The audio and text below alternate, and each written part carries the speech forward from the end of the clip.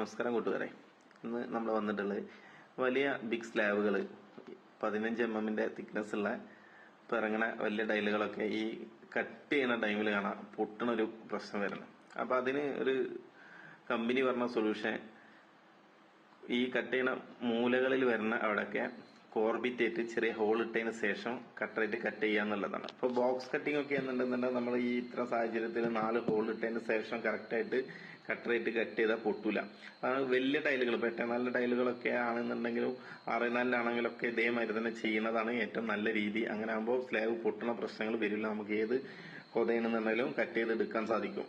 അല്ലാന്നുണ്ടെങ്കിൽ പൊട്ടിപ്പോയ വലിയൊരു square feet നഷ്ടം അവിടെ സംഭവിക്കും.